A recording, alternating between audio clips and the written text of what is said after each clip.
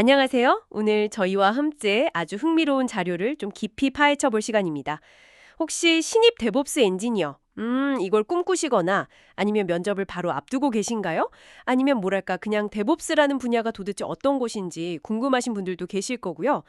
마침, 딱 여러분의 궁금증을 풀어줄 만한 자료가 저희 손에 들어왔습니다. 바로 신입 데브옵스 면접 예상 질문과 답변 5가지인데요. 이거 거의 비밀 족보 아닌가요? 이 자료가 좀 특별하다고 느낀 게 단순히 뭐 정답만 딱 적어놓은 게 아니더라고요. 그보다는 신입 지원자 입장에서 겪었던 실제 경험, 또 고민들, 그리고 앞으로 내가 이렇게 더 배우고 성장하고 싶다 이런 이야기까지 담겨 있어요. 그래서 오늘 저희의 임무는 이 답변들 속에 숨어있는 그 핵심 원칙들, 또 실질적인 조언들 이런 것들을 쏙쏙 뽑아내는 겁니다. 그래서 당신이 데브옵스의 진짜 모습에 한 걸음 더 다가갈 수 있도록 도와드리는 거죠. 자, 준비되셨으면 지금부터 본격적으로 탐구를 시작해보죠. 좋습니다. 이 면접 질문들이 사실 겉으로 보기에는 그냥 기술 얼마나 아나 뭐 이런 걸 확인하는 것 같지만요.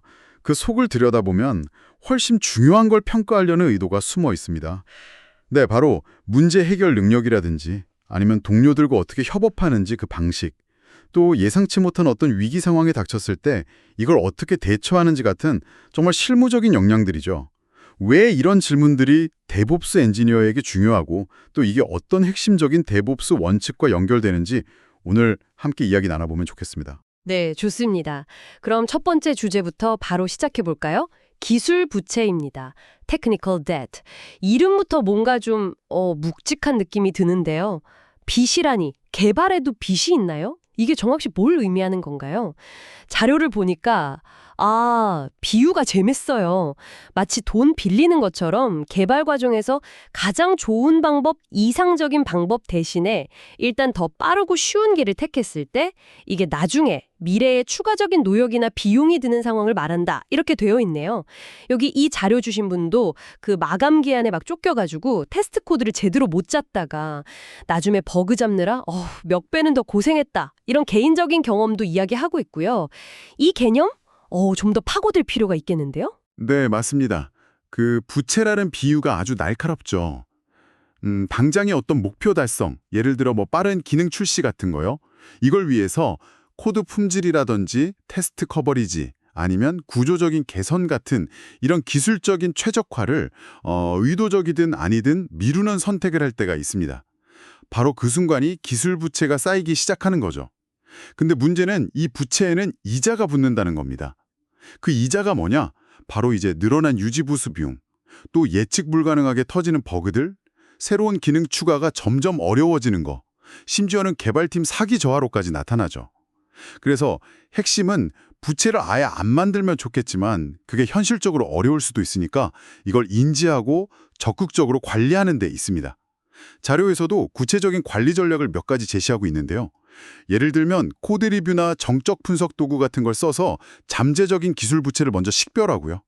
발견된 문제들은 뭐 지라 같은 이슈 트래킹 시스템에 딱 기록해서 눈에 보이게 만드는 거죠. 그리고 그냥 기록만 하는 게 아니라 스프린트 계획회의 같은 때 리팩토링이나 개선 작업을 위한 시간을 일부러 딱 할당하는 거예요. 그래서 우선순위를 정해서 계획적으로 이 부채를 갚아나가는 거죠. 또 자동화된 테스트를 좀 더 강화하고 CI/CD 파이프라인, 그러니까 코드 변경하면 자동으로 빌드, 테스트, 배포까지 쭉 이어지는 그 프로세스요. 이걸 잘 구축하는 것도 장기적으로 기술 부채 쌓이는 걸 막는 아주 중요한 방법으로 언급하고 있습니다. 결국은 뭐랄까, 개발 속도랑 시스템의 장기적인 안정성, 품질, 이 사이에서 어떻게 현명하게 균형점을 찾아서 관리할 거냐, 이게 데브옵스 관점에서 이 문제의 핵심입니다. 그렇군요. 단순히 나중에 고치자 이게 아니라 미래의 시간과 노력을 담보로 현재의 속도를 빌리는 것과 같다. 이런 말씀이시네요. 이자를 제때 못 갚으면 결국 팀 전체가 발목 잡힐 수도 있겠고요. 와, 이 기술 부채 관리랑 아주 밀접하게 연결되는 다음 주제가 바로 코드 리뷰인 것 같습니다. 자료를 보면 이게 그냥 코드에 뭐 오탈 있나? 문법 오류 있나? 이런 거 찾는 수준을 넘어서는 중요한 의미가 있다고 강조하는데요. 여기 소스 제공자분이 학교 프로젝트 때 동료 리뷰 덕분에 혼자서는 놓쳤을 법한 예를 들면 변수명 약간 애매하게 쓴 거나 아니면 굳이 필요 없는 외부 라이브러리를 참조하고 있다거나 이런 좀 더 근본적인 문제를 발견했던 사례를 들고 있어요. 또 개발자들끼리 서로 코드 보면서 지식이나 노하우를 공유하는 효과도 이게 무시 못한다고 하고요. 코드 리뷰, 왜 이렇게 중요한 걸까요? 맞습니다. 코드 리뷰는 기술 부채가 시스템에 딱 자리 잡기 전에 이걸 미리 예방하고요. 또 잠재적인 버그가 실제 운영 환경으로 흘러들어가서 사용자한테 영향을 미치기 전에 차단하는 아주 효과적인 안전망 역할을 합니다. 일종의 품질 관리 게이트인 거죠. 더 나아가서 코드 리뷰는 단순히 코드 결함만 찾는 행위가 아니에요. 팀 내의 어떤 코딩 표준을 서로 공유하고 일관성을 유지하고 더 나은 설계나 구현 방식에 대해서 배우고 토론하는 중요한 학습의 장이 됩니다. 특히 신입 개발자에게는 정말 좋은 기회죠. 숙련된 동료들의 코드를 보고 또 피드백을 받으면서 빠르게 성장할 수 있거든요. 그리고 특정 코드 조각뿐만 아니라 그 코드가 속한 전체 서비스의 비즈니스 로직이나 아키텍처에 대한 이해도를 높이는 데도 큰 도움이 되고요. 다만 자료에서도 슬쩍 언급하긴 했는데 코드 리뷰 과정에서 서로 의견이 다르거나 스타일 차이 때문에 좀 갈등이 생길 수도 있어요. 그래서 기술적인 피드백을 잘 주고받는 능력만큼이나 이걸 건설적이고 서로 존중하는 방식으로 소통하는 능력, 이것도 굉장히 중요합니다. 코드를 개선하는 것만큼 그 과정을 통해서 팀워크를 해치지 않고 오히려 더 단단하게 만드는 그런 성숙함이 필요하다는 거죠. 효과적인 코드 리뷰 문화라는 건 결국 기술과 소통, 이 두 가지 축이 잘 맞물려 들어갈 때 만들어지는 겁니다. 코드 품질과 팀 역량 강화, 이 두 마리 토끼를 다 잡는 셈이군요. 알겠습니다. 자, 다음 주제는 와, 이건 정말 상상만 해도 등골이 오싹해지는 상황인데요. 만약에, 정말 만약에 실수로 API 키나 데이터베이스 비밀번호 같은 아주 민감한 정보를 코드 안에 그대로 넣어서 그걸 GitHub 같은 원격 저장소에 커밋하고 푸시까지 해버렸다. 이렇게 가정을 해봅시다. 근데 심지어 동료 개발자들이 이미 그 문제의 코드를 자기 로컬 환경으로 복제, 클론해 갔다면 아찔하죠. 이런 상황에 어떻게 대처해야 할까요? 자료에서는 아주 구체적으로 단계별 대응 전략을 제시하고 있습니다. 가장 먼저 해야 할 일, 뭘까요? 네, 가장 먼저 그리고 가장 중요한 것은 유출된 그 키를 지체 없이 즉시 폐기하고 새로운 키로 재발급하는 겁니다. 이게 최우선이에요. 예를 들어 AWS 접근 키가 유출됐다. 그럼 AWS 콘솔에 바로 접속해서 해당 키를 비활성화하거나 아니면 아예 삭제해버려야 합니다. 즉시 폐기. 네, 즉시 폐기. 정말 중요합니다. 단 몇 분, 몇 초 늦는 게 악의적인 공격자에게는 시스템 침투나 데이터 유출, 아니면 클라우드 자원 막 써서 요금 폭탄 맞게 하는 그런 기회를 줄 수 있거든요. 유출된 키는 이미 그냥 세상에 공개된 거나 마찬가지다. 이렇게 생각하고 최대한 빨리 무력화시키는 게 첫 번째 조치입니다. 그 다음 단계로 자료에서 언급하는 건 유출된 정보가 포함된 커밋 히스토리 자체를 저장소에서 완전히 삭제하는 거예요. Git에는 특정 파일이나 내용을 과거 커밋에서도 제거할 수 있는 아주 강력한 도구들이 있습니다. 예를 들면 git filter branch라는 명령어는 좀 복잡하긴 한데 세밀한 제어가 가능하고요. BFG 리포 클리너 같은 외부 도구는 좀 더 쓰기 쉬우면서 큰 저장소에서도 빠르게 작동한다고 알려져 있죠. 이런 도구들을 사용해서 저장소의 과거 기록 자체를 다시 써버리는 겁니다. 그래서 민감 정보가 들어있던 커밋을 마치 처음부터 없었던 것처럼 만드는 작업이 필요해요. 근데 여기서 딱 궁금한 점이 생기는데요. 원격 저장소, 그러니까 GitHub 같은 곳에 히스토리를 깨끗하게 지웠다고 쳐도요. 이미 동료들이 그 문제의 커밋이 포함된 버전을 자기 컴퓨터로 다 가져갔다면 그거 소용없는 거 아닌가요? 로컬 복사본에는 여전히 그 정보가 남아있을 텐데요. 정확한 지적이십니다. 네, 맞아요. 그래서 세 번째 단계, 바로 팀원들과의 투명한 소통, 그리고 상황 공유, 이게 절대적으로 필요합니다. 원격 저장소 정리 끝났다고 이제 됐다 안심할 게 아니고요. 즉시 모든 관련 팀원들한테 어떤 정보가 언제 유출됐고 지금 우리가 어떻게 조치하고 있는지 명확하게 알려야 합니다. 그리고 이미 코드를 내려받은 동료들한테는 각자 자기 로컬 저장소에서도 그 민감 정보가 포함된 커밋이나 브랜치를 완전히 삭제하고 새로 정리된 원격 저장소의 최신 버전을 다시 받아가세요. 이렇게 명확하게 안내를 해야 합니다. 이 과정을 제대로 거치지 않으면 민감 정보가 누군가의 로컬 PC에 계속 남아있다가 또 다른 경로로 유출될 위험이 계속 있는 거죠.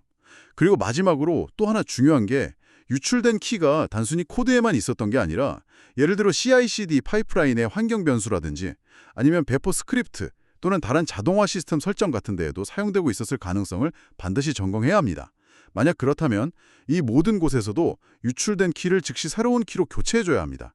안 그러면 자동화된 배포가 실패하거나 더 심각하게는 유출된 키를 통해서 그 자동화 시스템 자체가 공격지 않게 장악당하는 2차, 3차 보안 사고로 이어질 수도 있어요. 정말 단순한 실수가 연쇄적인 재앙으로 번질 수 있는 겁니다. 듣기만 해도 진짜 심각한데요. 실제로 AWS나 구글 클라우드 같은 데서 실수로 키 유출했다가 하룻밤 사이에 막 수천, 수만 달러 요금 폭탄 맞았다거나 아니면 중요한 데이터가 삭제됐다거나 하는 끔찍한 사례들이 종종 들려오잖아요. 이 자료를 주신 분도 개인적인 학습 프로젝트 할 때 환경 변수 설정 값이 담긴 .env 파일 있잖아요. 보통 개발 환경에서 쓰는 설정 값이나 비밀키 같은 거 넣어두는 로컬 파일이죠. 이걸 실수로 .git ignore 처리를 안 하고 커밋했다가 뒤늦게 발견하고 시겁했던 경험을 이야기해요. 이걸 계기로 .git ignore 파일을 정말 철저하게 관리하는 거랑 또 git secret처럼 커밋하기 전에 코드 안에 민감 정보 패턴이 있는지 자동으로 싹 검사해주는 도구, 이런 걸 쓰는 게 얼마나 중요한지 절실히 깨달았다고 하네요. 결국 실수는 할 수 있지만 같은 실수를 반복하지 않도록 시스템적인 예방책을 마련하는 게 핵심이겠습니다. 당신의 경우엔 어떤 예방책을 쓰고 있거나 혹은 고민해 볼 수 있을까요? 자, 방금 이야기 나눈 그런 끔찍한 정보 유출 사고를 미리 막기 위한 아주 기본적인 그러면서도 효과적인 예방책 중 하나가 바로 이 .git ignore 파일입니다. 그냥 보면 평범한 텍스트 파일 같은데 이게 왜 그렇게 중요하다고 강조하는 걸까요? 자료에 따르면 기시 소스 코드를 버전 관리할 때 특정 파일이나 디렉토리는 아예 추적하지 않도록, 그러니까 저장소에 포함시키지 않도록 제외 목록을 지정하는 역할을 한다고 해요. 예를 들면 로컬 개발 환경에서만 쓰는 설정 파일, 아니면 컴파일 과정에서 생성되는 빌드 결과물, 또 용량이 큰 로그 파일들, 그리고 가장 중요하게는 API 키나 비밀번호가 담긴 파일들, PEM이나 ENV 같은 것들이죠. 이런 것들을 지정하는 거죠. 만약에 이 .git ignore 파일이 제대로 설정되어 있지 않다면 어떤 일이 벌어질까요? 아주 다양한 문제가 생길 수 있습니다. 예를 들어서 웹 프레임워크 같은 게 자동으로 생성하는 수많은 의존성 파일들, 노드 모듈스 폴더 같은 거요. 아니면 컴파일된 바이너리 파일들, 이런 게 그대로 원격 저장소에 다 올라가 버리면 저장소 용량이 불필요하게 엄청 커지죠. 그러면 다른 팀원이 저장소를 처음 복제, git 클론하거나 업데이트할 때 엄청난 시간이 걸릴 수 있고요. 또 개발자마다 다른 로컬 설정 파일이나 IDE 설정 파일 같은 게 커밋되면 충돌이 나거나 혼란을 일으킬 수도 있고요. 자료에서 파이썬 프로젝트의 그 바이트 코드 캐시 디렉토리, 파이캐시나 가상환경 폴더 .venv가 실수로 커밋돼서 CI/CD 파이프라인, 그러니까 자동 빌드 및 배포 과정에서 예상치 못한 오류나 충돌을 일으켰던 경험을 공유하고 있는데, 이게 바로 .git ignore 관리 소홀로 인한 전형적인 문제입니다. 그리고 무엇보다 심각한 건 아까 길게 이야기했던 그 API 키나 비밀번호 같은 민감 정보가 실수로 저장소에 포함될 위험을 현저히 낮춰준다는 점이에요. .git ignore에다가 .key, .pen, .env 같은 패턴이나 파일명을 명시적으로 쫙 등록해두면 git add 같은 명령어를 그냥 무심코 사용하더라도 해당 파일들은 스테이징 영역에 추가되지 않아서 커밋될 가능성을 원천적으로 줄여줍니다. 물론 이것만으로 100% 안전하다 이렇게 말할 순 없지만 가장 기본적인 1차 방어선 역할을 톡톡히 해내는 거죠. 결국 .git ignore 파일은 저장소를 깨끗하고 효율적으로 관리하고 또 보안 사고를 예방하고 개발 환경과 빌드 배포 환경 간의 일관성을 유지하는데 필수적이 작지만 아주 강력한 도구라고 할 수 있겠습니다. 정말 기본적인 것 같은데 그 영향력은 결코 작지가 않군요. 네. 자, 그럼 이제 사고 예방을 넘어서 새로운 버전의 소프트웨어를 사용자들에게 어떻게 하면 더 안전하고 안정적으로 전달할 수 있을지, 즉 배포 전략에 대한 이야기로 넘어가 보겠습니다. 자료에서 소개하는 방식은 블루-그린 배포입니다. 개념 자체는 비교적 직관적인 것 같아요. 현재 사용자들이 접속해서 쓰고 있는 실제 운영 환경, 이걸 블루라고 부르고요. 이것과 완전히 동일한 복제 환경을 하나 더 만들어서 여기에다가 새로운 버전의 애플리케이션을 배포하는 거죠. 이걸 그린 환경이라고 하고요. 그런 다음에 그린 환경에서 충분히 테스트를 해서 이거 안정적이다 확인이 되면 라우터나 로드 밸런서 설정을 딱 변경해서 모든 사용자 트래픽을 기존의 블루 환경에서 새로운 그린 환경으로 한 번에 확 전환시키는 방식이라고 설명하고 있습니다. 이 방식의 가장 큰 매력, 뭘까요? 네, 블루그린 배포 전력의 가장 큰 장착은 크게 두 가지로 볼 수 있습니다. 첫째는 안전한 롤백이 가능하다는 점이에요. 만약에 트래픽을 그린 환경으로 전환한 다음에 예상치 못한 심각한 문제, 예를 들어 치명적인 버그나 성능 저하 같은 게 발견되면 아주 빠르고 간단하게 트래픽을 다시 원래 운영되던 블루 환경으로 되돌릴 수 있습니다. 왜냐하면 새로운 버전을 배포한다고 기존 환경을 막 건드린 게 아니기 때문에 원래 상태로 돌아가는 게 매우 쉽죠. 둘째는 서비스 중단 시간 최소화, 거의 제로 다운타임에 가깝게 할 수 있다는 겁니다. 새로운 버전 배포하고 테스트하는 건 사용자들이 접속하지 않는 그린 환경에서 다 이루어지고요. 실제 전환은 라우팅 설정 변경만으로 거의 순식간에 이루어지기 때문에 사용자들은 서비스 중단을 거의 또는 전혀 느끼지 못한 채 자연스럽게 새로운 버전을 이용하게 됩니다.